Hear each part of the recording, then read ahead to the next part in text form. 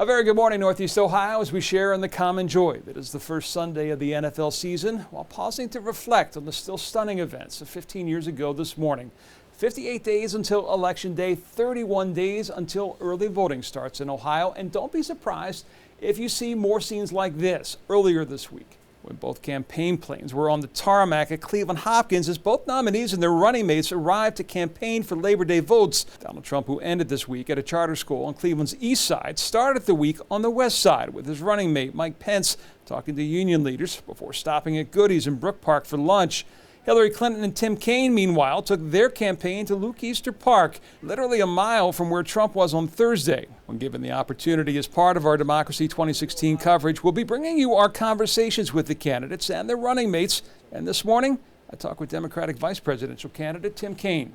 As former DNC chair, you're well aware of the political landscape in this country. Is there a county more impactful on this Democratic side, especially in this presidential race, than Cuyahoga County? Certainly, look, Ohio is always going to be right at the top in terms of must-wins and places where always both sides feel like they can win. No Republican has ever been president without Ohio, so Republicans feel like this is our territory, and Democrats, we've shown a good ability to win races with Ohio, especially in 08 and 12. So this race is as fully joined in Ohio as in any other state. And so I'm here. The second time I've been here, I'm going to be back a lot, and I know Hillary will too. Donald Trump has closed the gaps in Ohio and nationally, but here in Ohio especially. Why do you think that is? You know, look, I thought this was going to be close. In April of 2014, I encouraged Hillary Clinton to run. And I encouraged her to run, and I said, but I don't care what a poll says, you're the underdog till you're the winner, just because of a whole series of dynamics, including you're trying to do something that's never been done before. We are a politically divided nation, and no state sort of shows that more than Ohio in a lot of ways. So we've always assumed it would be close, and we've always assumed that we have to make our case every day. We're not going to stop making our case 2 days before the election. We're going to be making it right up to the election day, that Hillary's proposal, build an economy that works for all, be strong in the world through having a strong military and strong alliances, and having a community of respect and inclusion rather than division. These are the pillars of the campaign. We're stronger together, and that's the case we have to make. Trump's message on immigration and trade has resonated with blue-collar Democrats, union members, especially when he brings up NAFTA. There's going to be ads to that effect. And TPP, you supported it, and now you're both opposed to it. But how do you overcome that? Well, first on TPP, just real quick, I supported Fast Track Authority, TPA, to let the president negotiate the best deal. And I said, but once you do, then I'm going to look at the deal and decide if it meets my standard. Hillary and I are okay with trade deals if they meet the standards of increased jobs, increased wages, improved national security. TPP doesn't, so that's why we're not supporting it.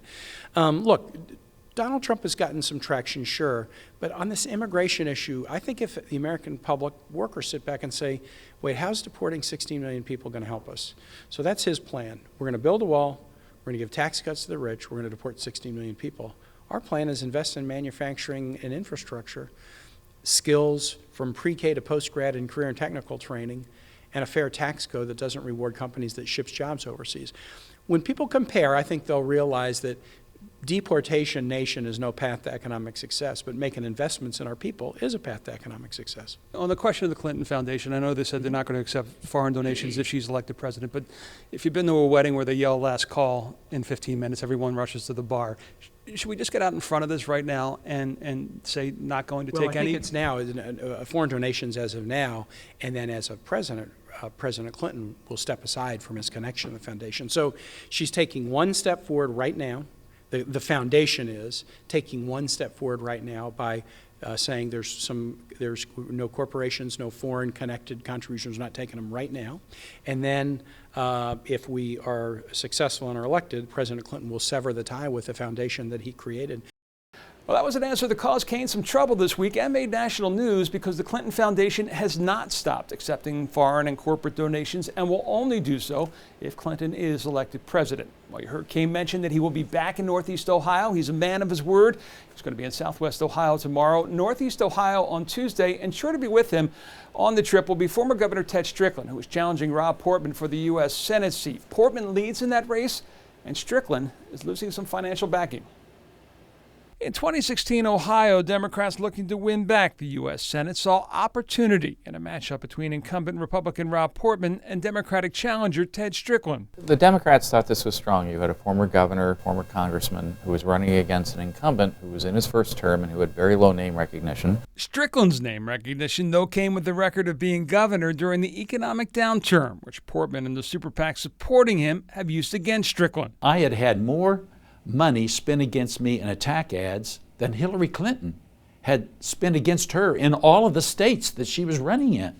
Super PAC supporting Strickland fired back, but the one behind this ad announced this week they were pulling $3 million in Ohio ad buys as two tracking sources have shifted the seat from toss-up to leans Republican. Well, this essentially says that the Democrats have given up on the seat and they're redirecting their resources to other seats. Strickland takes issue with those behind the pulling of the ads. Those decisions are made in Washington, and I'm here in Ohio. And I think a lot of times people in Washington live in a bubble. They have no idea what's really going on on the ground. On the ground being the operative words for Strickland. Hillary Clinton's campaign and my campaign, we have over 400 paid organizers throughout Ohio. And right now they're out there working every day, going door to door, talking to people, making phone calls, getting people registered. Portman also with a strong ground game. While the Ohio GOP may still be working out their issues with Donald Trump, they remain committed, including Governor Kasich, to seeing Portman reelected.